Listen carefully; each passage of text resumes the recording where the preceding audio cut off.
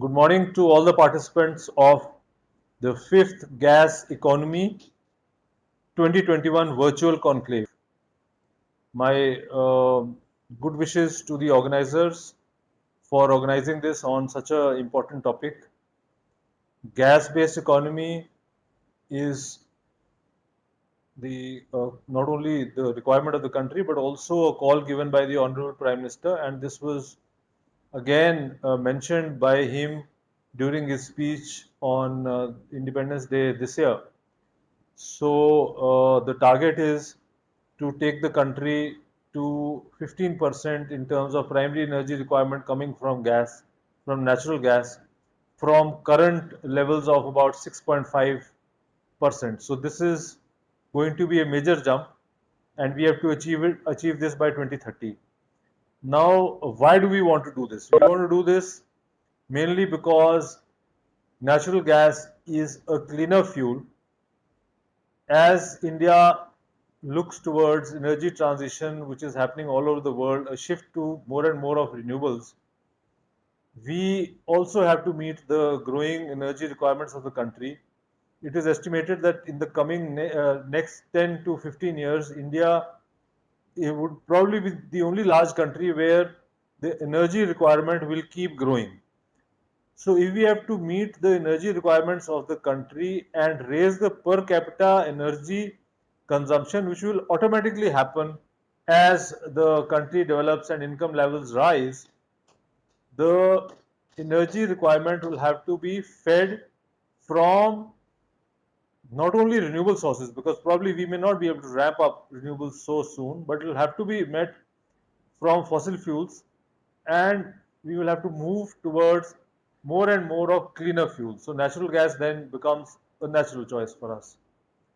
And natural gas is easier to transport, easier to use, and also we expect that the production in the country will go up quite substantially in the coming few years. There has been a major jump this year itself. The jump is to the tune of more than 15 MMSCMD, and we expect another jump by next year, and probably the total jump would be more than 50% of our current domestic production. And then looking forward, maybe few more discoveries, and we may have more natural gas production coming from the country itself. Now, what do we have to do to achieve this 15%? First is we have to get infrastructure in place. And when we talk of infrastructure, we are talking of trunk pipelines. Total requirement is 35,000 kilometers. Out of that, around 18,000 kilometers is already laid and functional. And remaining work is going on. We expect to commission quite a large length in the current financial year. And then in the next, say, 3 years, we should have most of these trunk lines commissioned. And then the distribution network. So already city gas distribution has been authorized for 53% area of the country, and PNGRB has already announced that they would be going for the next round of bidding, and this round of bidding would also be quite large, and we expect that the out of the remaining a very large portion would get covered. I would say quite a substantial portion would get covered. And then the challenge is to lay the distribution lines, connect every household, connect industry, connect the commercial establishments, and also for transport get CNG in a big way. So first I mentioned is infrastructure. After infrastructure, we also have to look at the policy front. On the policy front, the idea is to allow free sale of gas. So natural gas comes to us from several sources. One is the domestic source.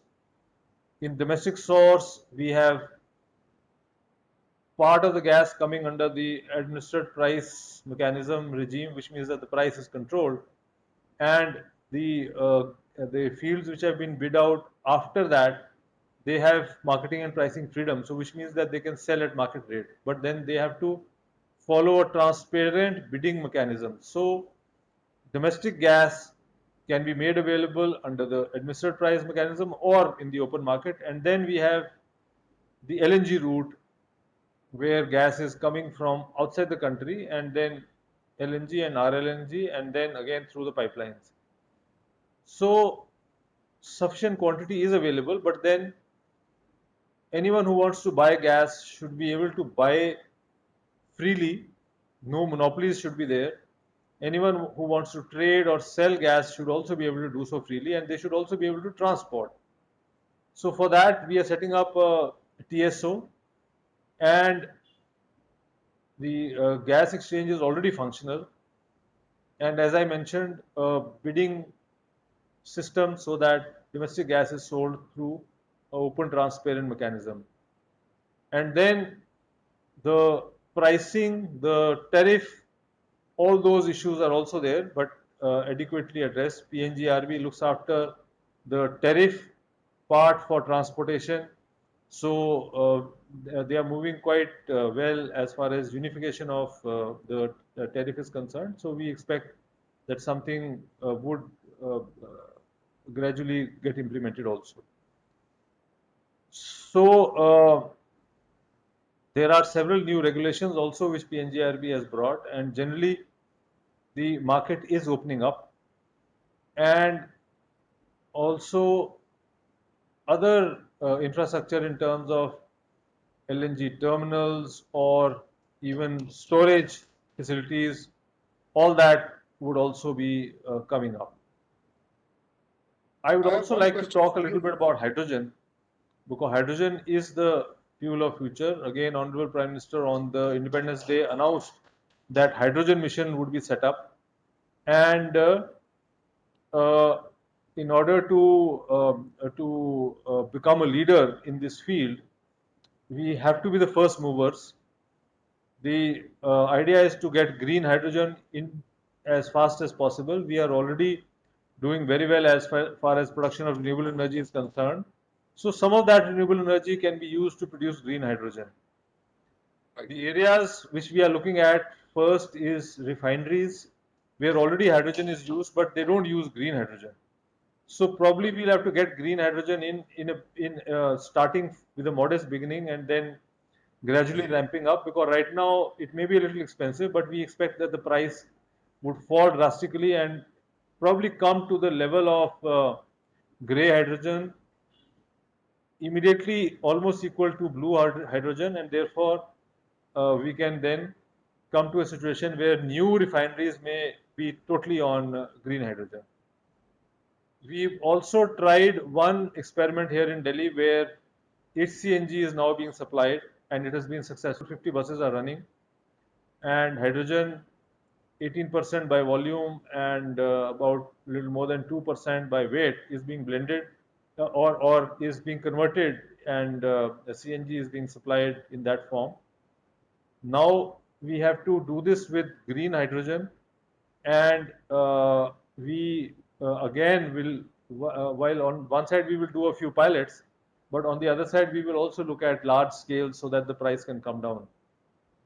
There's Right. some R&D also happening here in the country.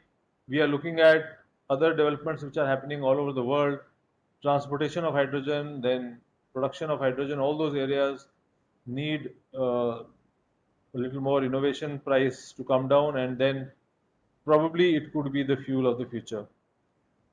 And as we succeed in blending hydrogen into natural gas, same pipeline network will get used, and we will have a higher quantity of hydrogen blended in natural gas as we move along, so that the dependence on imports reduces and we get clean fuel for the country.